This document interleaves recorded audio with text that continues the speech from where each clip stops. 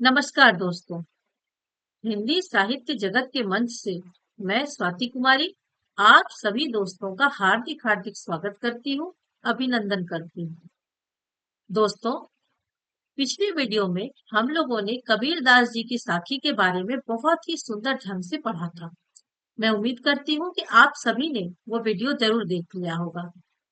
आज की इस कक्षा में हम लोग कबीरदास जी की साखी के प्रश्न उत्तर पर चर्चा करेंगे।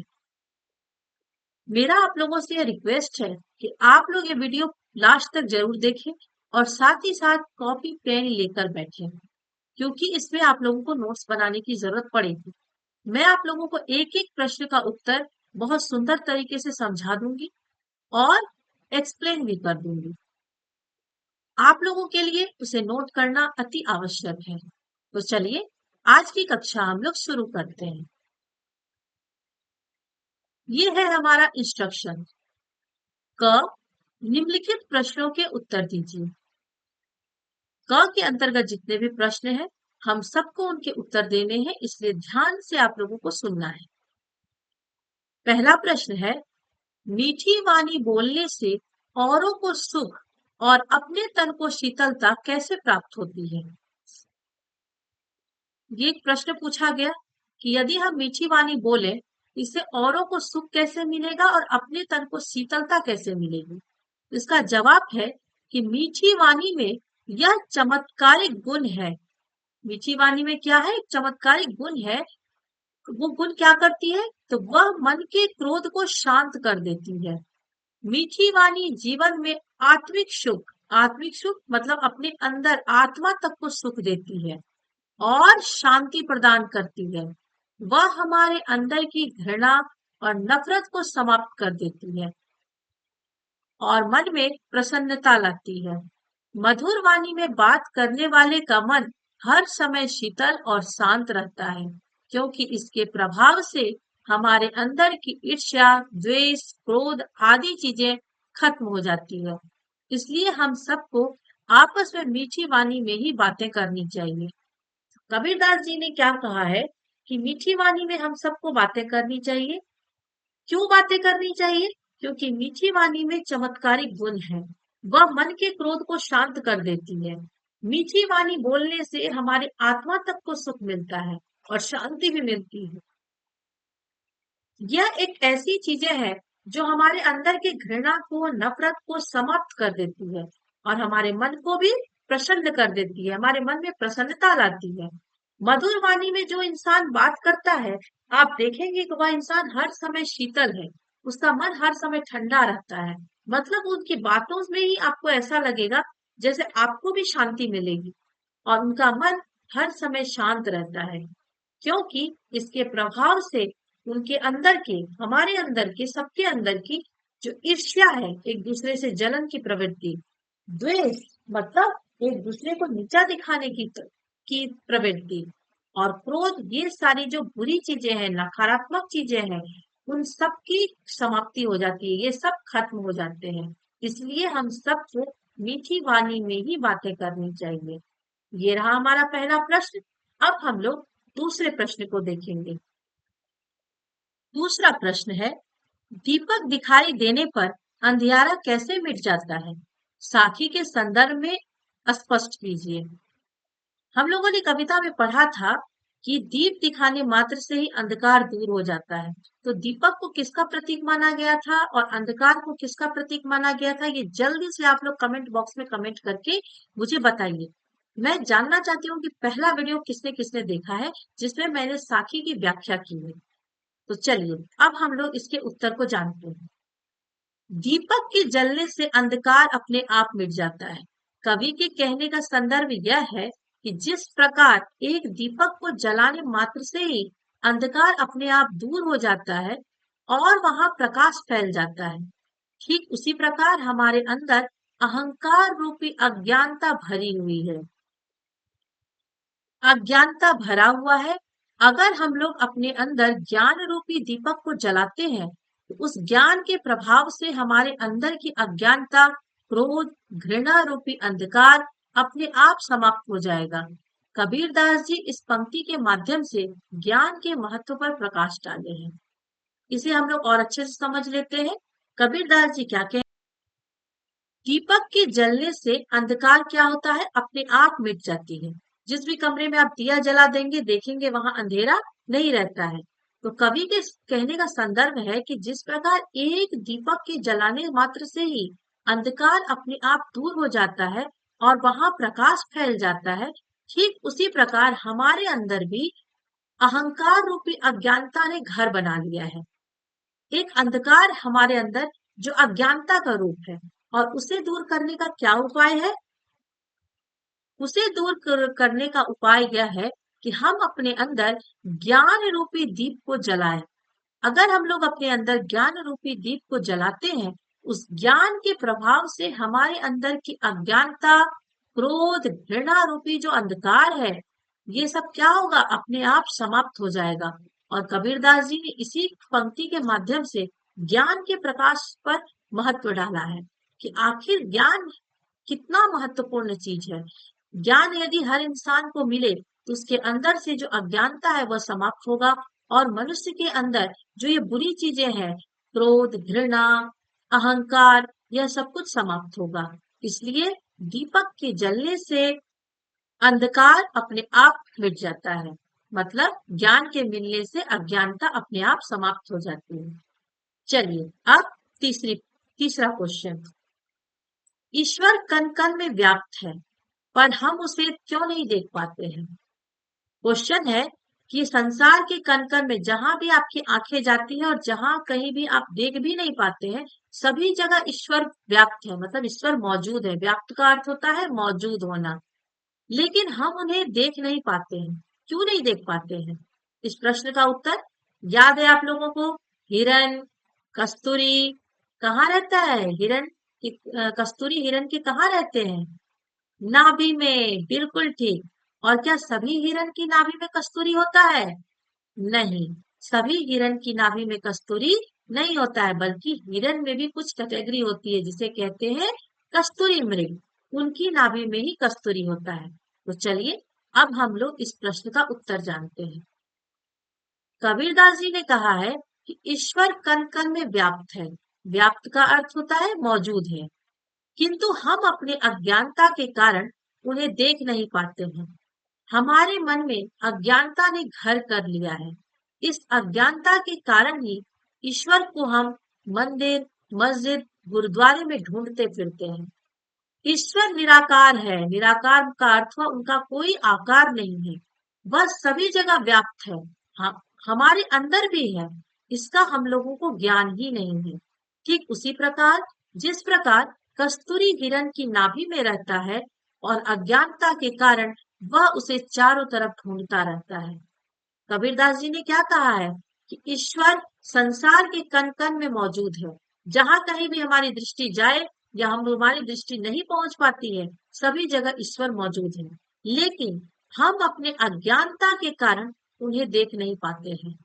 हमारे मन में अज्ञानता ने घर कर लिया है, और इसी अज्ञानता के कारण हम लोग क्या करते हैं, जो ईश्वर हमारे अंदर है, सभी जगह है, हम उस ईश्वर को ढूंढने के लिए कभी मंदिर, कभी मस्जिद, कभी गुरुद्वारे में जाते हैं और ढूंढते फिरते हैं। ईश्वर का इस रूप को कबीरदास जी ने निराकार माना है। यहाँ पर एक चीज महत्वपूर्ण है, कबीरदास जी जो कवि हैं, वह ईश्वर के साकार रूप की कभी भी पूजा नहीं करते हैं, ना ही उनके साकार रूप को वो मानते हैं। जैसे हम लोग शिव जी के एक रूप को मानते हैं, भगवान विष्णु के एक रूप को मानते हैं, हमारे सभी देवी देवता का एक चित्र है, मूर्ति है, उनका एक रूप है।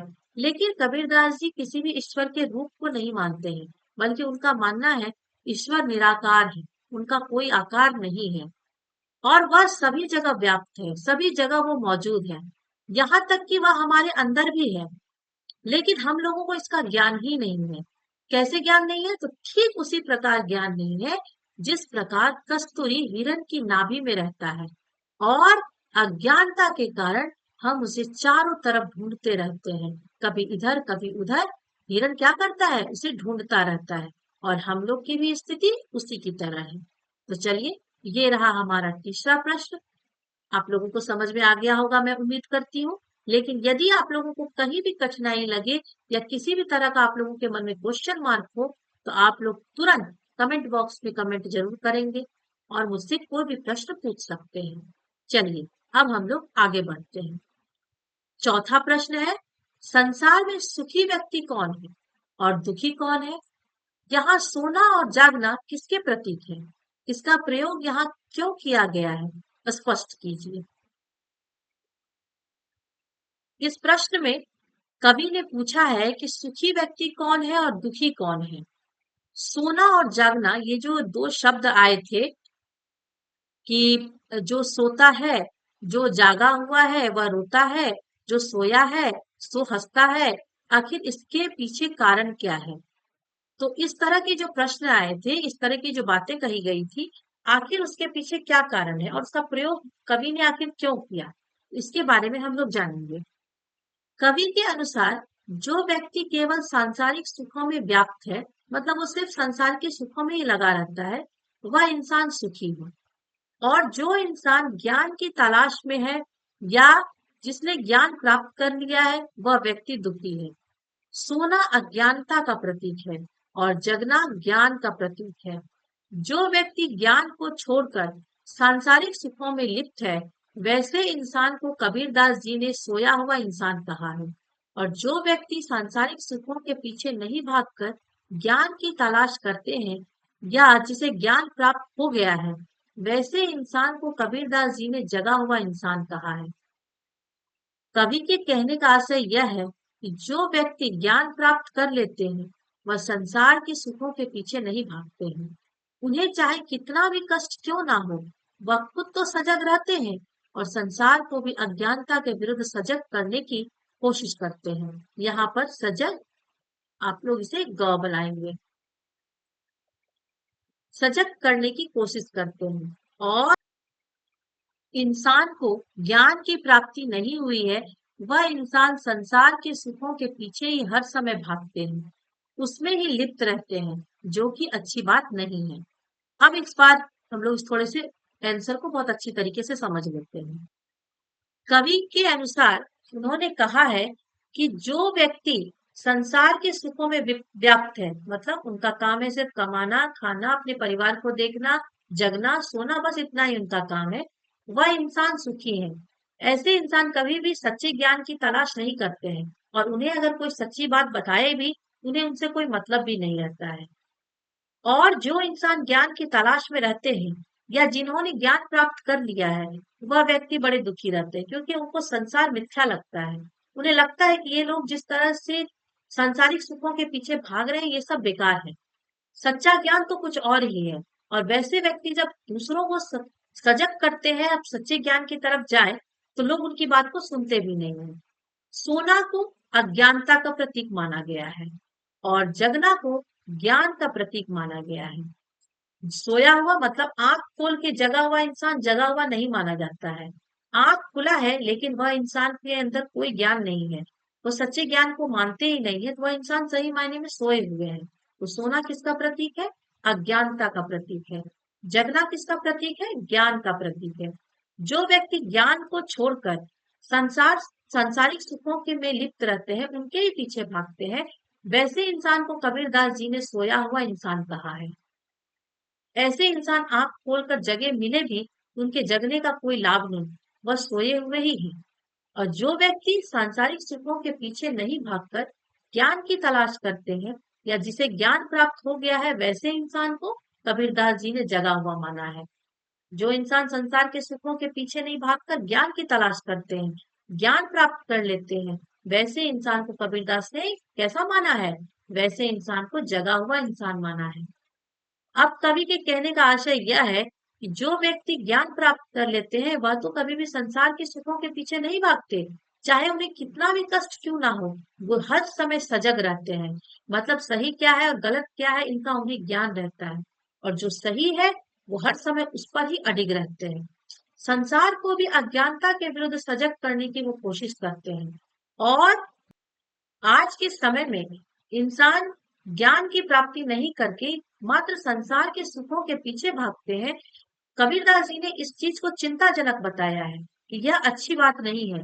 मनुष्य को चाहिए कि वह ज्ञान की तलाश करे, क्योंकि ज्ञान जब तक हमारे अंदर नहीं आएगा, हम लोग अज्ञानता से नहीं लड़ सकते, उसे हम लोग समाप्त नहीं कर सकते हैं। समझ में आ गई? आप लोग नोट्स जरूर बनाएंगे। पांचवा क्वेश्चन है, अपने स्वभाव को निर्मल रखने के लिए कबीरदास जी ने क्या उपाय सुझाया है? हम लोगों ने बहुत सुंदर तरीके से इसकी व्याख्या पढ़ी है। क्या क्या बताया है? बुराई करने वाले लोगों को क्या करना है? बताइए जल्दी। याद आई तो? हाँ, बुराई करने वाले लोगों को हर समय अपने पास रखना है, बैठा कर रखना है, उनकी सुख सुविधा का पूरा ध्यान रखना है, उनको अपने पास से जाने नहीं देना है। क्यों? क्योंकि वह हमारे अंदर की कमियों को बताएंगे, और जब वो हमारे अंदर की कमियों को बताएंगे तो हम अपनी कमियों को दूर कर पाएंगे, अपनी बुराइयों को दूर कर पाएंगे। तो क्या होगा? हमारा स्वभाव निर्मल हो जाएगा। चलिए अब हम लोग इस उत्तर को पढ़ते हैं। अपने स्वभाव को निर्मल बनाए रखने के लिए कबीरदास जी ने कहा है कि हमारे मन का स्वच्छ रहना बहुत जरूरी है। क्या कहा? कि हमारा जो मन है इसका स्वच्छ रहना बहुत जरूरी है। और कैसे स्वच्छ रहेगा? तो हमारे अंदर की बुराइयों को निकालना बहुत जरूरी है। जब तक हमारे अंदर की बुराइयां नहीं निकलेगी, हमारा मन स्वच्छ रह ही नहीं सकता है। और हमारे अंदर की बुराइयां निकल जाएगी, तब हमारा मन निर्मल हो जाएगा, निर्मल हो सकता है। इसके लिए उन्होंने सुझाव दिया है। क्या सुझाव दिया है? कि जो बुराई करने वाले लोग हैं उनको हमेशा अपने पास रखें, ताकि वह आपको अपनी कमियां बताए, आपको आपकी कमियां बताए, और आपको आपकी बुराइयां बताए, और आप उन्हें दूर करके अपने मन को निर्मल बना पाए। ठीक है? यहाँ तक क्लियर हुआ? यहाँ तक के प्रश्न में कोई समस्या नहीं? चलिए अब हम लोग आगे बढ़ते हैं। क्वेश्चन नंबर 6, एके असीर पीव का पढ़े सु पंडित होय। इस पंक्ति के द्वारा कवि क्या कहना चाहते हैं? आप लोगों ने पढ़ा है? चलिए बताइए जरा, असीर का क्या मतलब होता है? जिन बच्चों ने भी वीडियो ध्यान से सुना होगा कबीरदास जी की साखी, वह इस शब्द का अर्थ तुरंत बता देंगे। असीर का अर्थ अक्षर, एके एक, पीव का अर्थ प्रेम, सु का अर्थ वह। कबीरदास जी ने क्या कहा है? मोटी पोथी पढ़कर कोई लाभ नहीं है, मोटी मोटी पुस्तक पढ़ने से कोई लाभ नहीं मिलने वाला है। कैसे लाभ मिलेगा? तो सिर्फ आपको एक अक्षर पढ़ना है। किसका? प्रेम का, सच्चा प्रेम। सच्चे प्रेम का जिसने एक अक्षर मात्र पढ़ लिया, वह पंडित हो जाएगा। चलिए इसका हम लोग उत्तर पढ़ते हैं। कबीरदास जी ने शास्त्रीय ज्ञान की अपेक्षा सांसारिक ज्ञान को अधिक महत्व दिया है। कवि के अनुसार मोटी मोटी पुस्तक को पढ़कर कोई ज्ञानी नहीं बन पाया है। मोटी मोटी पुस्तक बहुत लोगों ने पढ़ा है और उम्र समाप्त होने पर उनकी मृत्यु हो गई है, लेकिन उनमें से कोई भी ज्ञानी नहीं बन पाए हैं। ज्ञानी कौन बना है? जिन्होंने सच्चा प्रेम रखकर ईश्वर को सच्चे मन से प्रेम करेंगे। जो इंसान सच्चा प्रेम मन में रखकर और अपने ईश्वर से सच्चा प्रेम करेंगे, सही मायने में वही पंडित बन पाएंगे। यही कबीरदास जी ने इसमें कहा है कि सच्चा प्रेम रखकर जो ईश्वर को सच्चे मन से प्रेम करेंगे, सही मायने में वही पंडित बन पाए हैं। ये रहा हमारा क्वेश्चन नंबर 6। अब हम लोग क्वेश्चन नंबर 7 पढ़ेंगे। क्वेश्चन नंबर 7 है, कबीर की उद्धृत साखियों की भाषा की विशेषता को स्पष्ट कीजिए। ये बहुत ही महत्वपूर्ण क्वेश्चन है, बहुत ही महत्वपूर्ण प्रश्न आपके सामने है। कबीरदास जी की जो भाषा है सभी कवियों में सबसे अलग है। उनकी भाषा में आपको अवधी भी मिलेंगे, राजस्थानी भी मिलेंगे, पंजाबी भी मिलेंगे, भोजपुरी भी मिलेंगे। कारण इसका क्या है? कबीरदास जी देश में घूम घूम कर ज्ञान हासिल करते थे और ज्ञान बांटते थे। तो देश में घूम घूमने के कारण उनके उनकी जो भाषा हुई, उनमें देश के कई प्रांतों की भाषा के शब्द शामिल हो गए हैं। तो उनकी जो बोलने की शैली है सबसे अलग है। तो विद्वानों ने उनकी भाषा को क्या कहा है, अब हम लोग इसे पढ़ते हैं। कबीरदास जी देश में बहुत जगह घूम घूम कर ज्ञान अर्जित करते थे मतलब जमा करते थे। इसलिए उनकी भाषा में कई भाषाओं का प्रभाव दिखाई देता है। उनकी भाषा में अवधी भी है, राजस्थानी भी है, पंजाबी भी है, भोजपुरी भी है, आदि भाषाओं का मिश्रण है। मतलब इन सभी भाषाओं के शब्द उनकी भाषाओं में देखने को मिलते हैं, जिसके कारण विद्वानों ने उनकी भाषा को पंचमेल खिचड़ी या साधुकड़ी भाषा कहा है। पंचमेल खिचड़ी मतलब 5 चीजों को मिलाकर जो खिचड़ी बना दी जाती है, घर में खिचड़ी बनाई जाती है, तो आप लोगों ने देखा होगा कि उसमें दाल, चावल, हल्दी, नमक, सब्जी, जो आपका मन करे वह उसमें डाल दीजिए और सभी मिलकर खिचड़ी बन जाते हैं। उन्होंने क्या किया है, बहुत सारी भाषाओं से शब्द लेकर उन्होंने अपनी एक अलग ही भाषा बना ली है। तो उनकी भाषा को विद्वानों ने पंचमेल खिचड़ी कहा है। लग मुख्य रूप से 5 भाषाओं के शब्द उनकी काव्य में देखने को मिलेंगे, उनकी भाषा में देखने को मिलेंगे। और दूसरा नाम दिया गया है साधुकड़ी भाषा। साधु लोगों की भाषा मुख्य रूप से ऐसी ही होती है, क्योंकि साधु एक जगह नहीं रहते, वो देश में भ्रमण करते हैं, घूमते हैं, घूम घूम कर अपनी बातें कहते हैं और ज्ञान हासिल करते हैं। तो साधुओं की भाषा लगभग इसी तरह की होती है। इसीलिए कबीरदास जी की भाषा को साधुकड़ी भाषा कहा गया है। कबीरदास जी की भाषा में लयबद्धता, मतलब उनकी कविता को गाया जा सकता है। उपदेशात्मक, उन्होंने उपदेश दिए हैं, ज्ञान दिए हैं। प्रवाहपूर्ण गेय शैली, उनकी कविता को प्रवाहपूर्ण मतलब स्पीड में आप गाकर सुना सकते हैं कहीं भी। कभी आप लोगों के स्कूल में कोई कंपटीशन हो, तो आप लोग उसमें कबीरदास की कविता को गाने के रूप में आप लोग कंपटीशन में भाग ले सकते हैं, गाकर वहां सुना सकते हैं। लोग इस चीज को बहुत ही ज्यादा पसंद करते हैं। उनकी कविता किस तरह की होती है, लयबद्धता होती है उसमें, उपदेशात्मकता होती है और प्रवाहपूर्ण उनकी गेय शैली होती है। तो चलिए, ये रहा हमारा 7 नंबर क्वेश्चन। अब हम लोग इसके आगे देखते हैं। आपके पाठ्य पुस्तक में जो प्रश्न उत्तर है वह 2 खंडों में है। एक खंड क, जिसमें आपके प्रश्न है जिनका आपको उत्तर देना है, और दूसरा है खंड ख। इनमें आपको भाव स्पष्ट करना है। कहने का अर्थ है, कविता की पंक्ति दी रहेगी और आपको उनका भावार्थ लिखना है, उसकी व्याख्या करनी है। इंस्ट्रक्शन पढ़ रही हूँ। निम्नलिखित का भाव स्पष्ट कीजिए, भावार्थ स्पष्ट कीजिए। ठीक है। पहला है, विरह भुवंगम तन बसे, मंत्र न लागे कोई। भुवंगम, भुवंगम का क्या अर्थ हुआ, सांप। सांप तन में बस गए हैं, शरीर में बस गए हैं, याद है तो चलिए अब इसके अर्थ को हम लोग समझते हैं। कबीरदास जी क्या कहते हैं, कबीरदास जी कहते हैं कि अपने प्रभु राम से बिछड़ने का जो दर्द है वह सांप के डसने से भी अधिक पीड़ादायक है।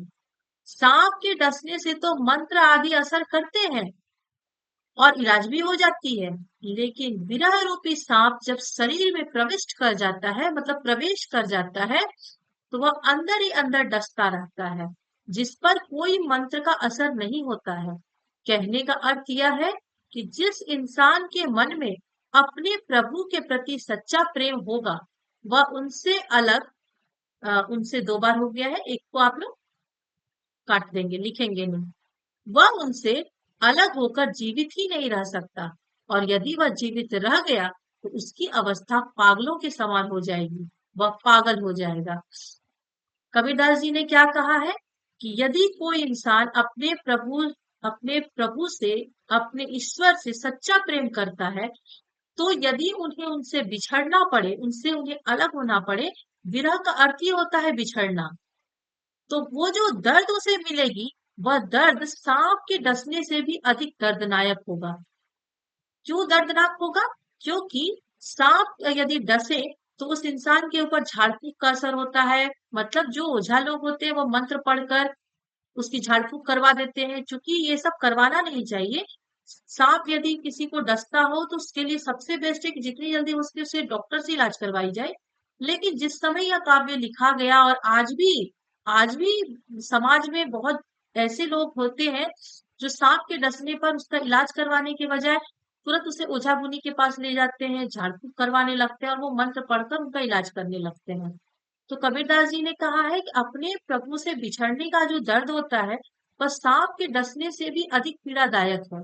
सांप यदि डस ले तो मंत्र आदि का भी असर हो जाता है, इलाज हो जाती है। लेकिन यदि विरह रूपी सांप, मतलब अलंकार है यहाँ पर, अगर प्रभु से बिछड़ना पड़े और ऐसा ऐसा तड़पता हुआ सांप शरीर में घुस जाए, प्रविष्ट कर जाए, मतलब प्रवेश कर जाए, तो वह अंदर ही अंदर डसता रहता है।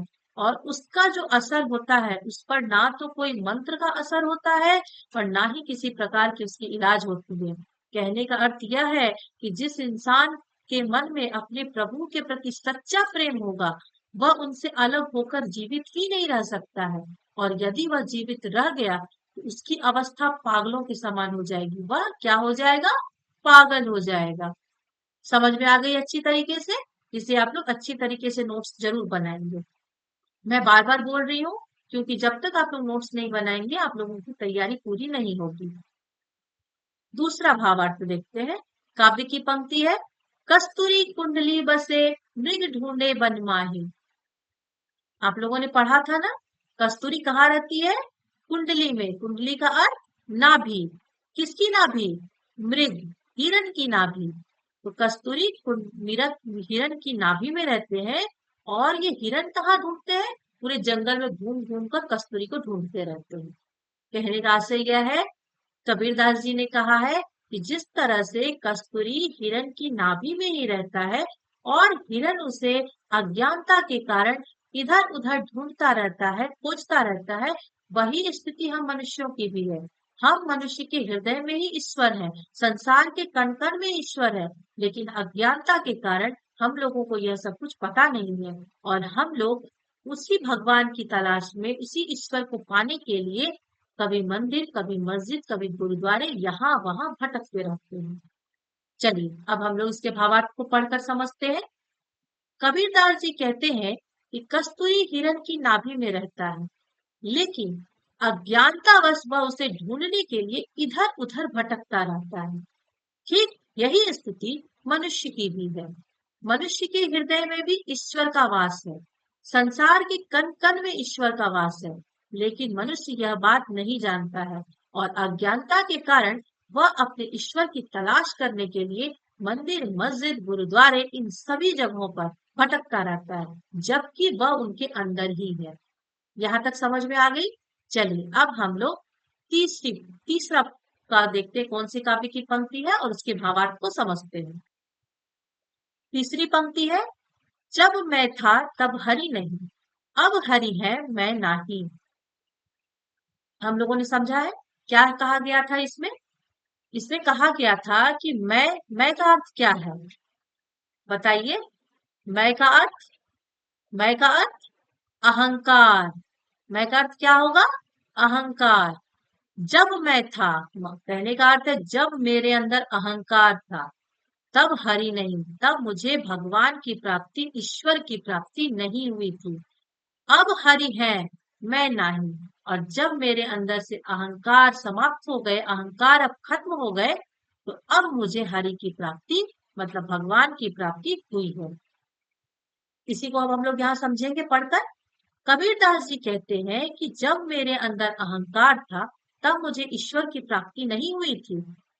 अब मैंने अपने अंदर से अहंकार को समाप्त कर दिया है। अब जब मेरे अंदर अहंकार नहीं है तब मुझे ईश्वर की प्राप्ति हुई है। कहने का अर्थ यह है कि जिस हृदय में अहंकार, क्रोध, ईर्ष्या जैसी गलत भावनाएं रहेगी, वैसे इंसान कभी भी ईश्वर को प्राप्त नहीं कर सकते हैं। उन लोगों को कभी भी ईश्वर के दर्शन नहीं होंगे। इसलिए हम लोगों के लिए यह बहुत जरूरी है कि हम अपने अंदर की इन सभी बुराइयों को समाप्त करें, क्योंकि ईश्वर को यदि पाना है, ज्ञान को यदि पाना है, अच्छा इंसान बनना है, इन सब के लिए बहुत जरूरी है कि अपने अंदर की इन सभी बुराइयों को खत्म करके हम अपने अंदर अच्छी अच्छी आदतों को लाएं। ठीक है, तो चलिए अगली पंक्ति है, काव्य की जो अंश है, भावार्थ नंबर 4। पोथी पढ़ी पढ़ी जग मुआ, पंडित भया न कोई। कबीरदास जी क्या कह रहे हैं? पोथी, पोथी मतलब मोटी मोटी पुस्तक। मोटी मोटी पुस्तक पढ़कर क्या कोई विद्वान बन सकता है? अगर हम कहें कि हम दिन रात मोटी मोटी पुस्तक पढ़ते हैं लेकिन हमें सही और गलत का ज्ञान ही नहीं है, तो क्या वो विद्वान कहलाएगा? नहीं, वह विद्वान नहीं कहलाएगा। यही बात कबीरदास जी ने यहाँ पे कहा है कि पोथी मतलब मोटी मोटी पुस्तक को पढ़ पढ़कर जग मुआ, मुआ का अर्थ होता है मर गया, इस संसार में बहुत सारे लोग आए जिन्होंने मोटी मोटी पुस्तक को पढ़ा और पढ़कर वह मर गए। मतलब आयु खत्म होने के बाद उनकी जो एक समय समाप्त हुई तो वो निधन हो गया, उनका मृत्यु हुई। लेकिन उनमें से कोई भी पंडित भया न कोई, लेकिन कोई भी उनमें से पंडित नहीं बन पाया। कौन पंडित बनेगा बताइए? जिन्होंने सिर्फ एक अक्षर प्रेम का पढ़ा है। अब हम लोग इसके भावार्थ को समझेंगे। कबीरदास जी कहते हैं कि मोटी मोटी पुस्तक को पढ़ पढ़कर जग के कई व्यक्ति मर गए, लेकिन कोई भी पंडित नहीं बन पाया। पंडित वही बन सकता है जो एक अक्षर प्रेम का पढ़ लेगा। जिसने सच्चा प्रेम का एक अक्षर पढ़ लिया वह पंडित बन जाएगा। शास्त्रीय ज्ञान अर्जित, यहाँ पर क्या कवि कह रहे हैं कि शास्त्रीय ज्ञान मतलब वेद पुराण, आपकी जो धर्म ग्रंथों में या कोई भी पुस्तक से आप ज्ञान हासिल करते हैं उसे शास्त्रीय ज्ञान कहते हैं। तो शास्त्रीय ज्ञान अर्जित कर लेने से कोई भी पंडित नहीं बन सकता है। सांसारिक ज्ञान इससे ज्यादा महत्वपूर्ण है। संसार में रहते हुए आपने जो अनुभव से ज्ञान प्राप्त किया है, बड़े बुजुर्गों को ध्यान में रखकर जो आपने ज्ञान प्राप्त किया, अपने जीवन की बीती हुई घटना से जो आपने ज्ञान प्राप्त किया, सही मायने में यह ज्यादा महत्वपूर्ण है। कबीरदास जी ने इस दोहे के माध्यम से यह समझाया है कि सच्चा ज्ञान, सच्चा प्रेम और सच्ची भक्ति समस्त ज्ञान का मूल है, मतलब समस्त ज्ञान का वह जड़ है। इसी से और सभी ज्ञान निकलते हैं। जिस इंसान ने यह सच्चा प्रेम और सच्ची भक्ति को पा लिया, वही सही मायने में एक ज्ञानी इंसान है। ज्ञानी इंसान कौन है? जिसने सच्चा प्रेम पा लिया है, सच्ची भक्ति पा लिया है, वही सच्चा इंसान है और वही सच्चा प्रेमी है। तो मोटी मोटी पुस्तक पढ़ने से कोई विद्वान नहीं बनेगा। पढ़ाई करनी है, पुस्तक से पढ़ना है, लेकिन पढ़ने के साथ साथ सांसारिक अनुभवों को भी लेना है, उससे भी ज्ञान प्राप्त करना है और उसे अपने जीवन में अमल भी करना है। तो यह पाठ यहाँ समाप्त हो गया। अब हम लोग इस पाठ्य पुस्तक में जो प्रश्न दिए हैं, जिसके बारे में अभी हम लोगों ने चर्चा किया है, इन प्रश्न में से ही कुछ ऑब्जेक्टिव क्वेश्चन मैं आप लोगों से पूछूंगी और आप लोगों को एक शब्द में उत्तर देना है। कमेंट बॉक्स में कमेंट के माध्यम से आप लोग उत्तर देंगे। मैं देखती हूँ कि कितने बच्चों ने इस प्रश्न के उत्तर को सुनते समय ध्यान यहाँ रखा, ना कि आंखें यहाँ, ध्यान कहीं और था। तो अब मैं आप लोगों से प्रश्न पूछती हूँ, मुझे जवाब दीजिएगा। पहला प्रश्न है, शीतलता का क्या अर्थ होता है? पहला यही है, शीतलता का अर्थ क्या है? दूसरा प्रश्न, साखी, साखी का अर्थ क्या होता है? साखी का अर्थ मुझे बताइए। दो क्वेश्चन हुए, साखी और शीतलता। 5 सेकंड दिया है मैंने आपको जवाब देने के लिए। चलिए, आपके समय पूरे हुए। साखी का अर्थ होता है साक्षी, साक्षी मतलब प्रमाणित, जो आंखों से देखा हुआ है। और शीतलता का अर्थ होता है ठंडा। इसके बाद आप लोग मुझे बताइए कि दीपक को किसका प्रतीक माना गया है और अंधकार को किसका प्रतीक माना गया है? दीपक को किसका प्रतीक माना गया है और अंधकार को किसका प्रतीक माना गया है? 5 सेकंड दिए मैंने, जल्दी से उत्तर दीजिए। चलिए, समय पूरा हुआ। इसका जवाब है, दीपक ज्ञान का प्रतीक है और अंधकार अज्ञानता का प्रतीक है। इसके बाद मैं फिर से आपसे प्रश्न पूछ रही हूँ, मुझे बताइए, कस्तूरी मृग के कहाँ रहता है? कस्तूरी मृग के कहाँ रहता है? मृग, मृग का अर्थ क्या है? 5 सेकंड मिलेंगे आपको उत्तर देने के लिए, तो बताइए, कस्तूरी कहाँ रहता है?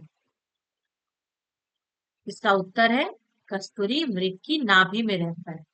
और मृग का अर्थ क्या होता है? तो मृग का अर्थ होता है हिरण। तो जिन भी बच्चों ने जवाब दे पाए उन सबको बधाई। सभी ने ध्यान से सुना इसलिए जवाब दे पाए। तो ये रहा हमारा आज का सत्र। आज की पाठ्य पुस्तक के अकॉर्डिंग, आज की क्लास के अनुसार हम लोगों ने कबीरदास की साखी के प्रश्न उत्तर किए। मैं उम्मीद करती हूँ कि आप सभी को यह वीडियो बहुत अच्छा लगा होगा और जो भी बच्चे ध्यान से इस वीडियो को सुने होंगे, उन सबको कबीरदास के साखी के प्रश्न उत्तर में किसी भी तरह की कोई समस्या अब नहीं रही होगी।